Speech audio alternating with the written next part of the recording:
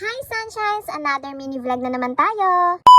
Tara, samahan niyo ako pumasok. Inayos ko nga lang tong higaan bago ako mag-ayos ng sarili para naman kapag matutulog na sila Daddy JR ay maayos na. Ayan, pwede na yan. Naka-work from home ako kaya ngayon nga lang ulit ako papasok ng office pansamantala. Nilutuan ako ni Daddy JR ng pagkain bago umalis kaso di ako nakapagbaon kasi wala akong lagayan. Nag-ayos lang ako ng sarili tapos kinuha ko na muna si Skyler. Ito kasi yung unang beses na hindi niya ako katabi matulog. Nilaro-laro ko nga lang siya at niyakap sa kahinalikan kasi feel ko ang tagal kong mawawala sa tabi niya. Uy, grabe naman me. Sabagay, ganun talaga kapag mami ka na, mamimiss at mamimiss mo talaga agad si baby kahit saglit lang nawala ka sa bahay. Hinatid na nga ako ni Daddy JR nung natapos na kami kumain. 45 minutes to 1 hour nga pala ang biyahe simula bahay papunta sa site. For the chika nga kami habang nagdodrive siya. Nung nakarating na nga kami, ayan binigla ba naman ni JR yung tanggal ng helmet kaya nagulat ako. Yan, ganyan yan mang asar. Dito nga yung building namin sa May Zeta Tower sa Bridgetown at nagawa ko pa nga mag-ayos bago ako pumasok sa loob. Huy, ngayon lang ako ulit nag-ayos, no?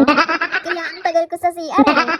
May dala pa nga akong lampin para sa breast ko. Akala ko kasi konti lang yung milk ko kaya naman hindi ako nagdala ng pang-pump at storage bag. Kaso papunta pa lang kami, sobrang sakit na talaga niya hanggang matapos yung shift. Ang ginawa ko, pinasirit ko na lang sa CR kaya sobra talaga akong nanghinayang. Pagtapos nga ay pumasok na ako sa loob at ito yung nakita ko. May mga dental floss nga dito sa locker ko. Ilang buwan na wala ako at nakalak to, hindi ko alam kung paano nila to nalusot sa loob. For the chika nga ako sa workmate ko nung nag-break na, umiral na naman ang kadaldalan. Huy, mi, yung chicken, ang tagal isubo ka kadaldal. Ito na naman ang kunwaring pagbukas ng locker. Huy!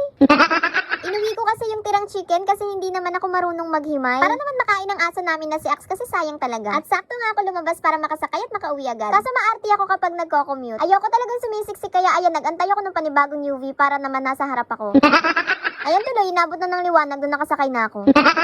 Nagtaho pa nga ako dito sa may Marikina Bayan bago ulit sumakay. Ngayon lang ulit kasi ako nakalayo at nakalabas. Pero syempre, excited ako umuwi. Kaya naman pag uwi ko, ay kinuha ko agad si Skyler after kong magbihis at mag-alcohol. Sa tabi kasi ni Mama siya natulog.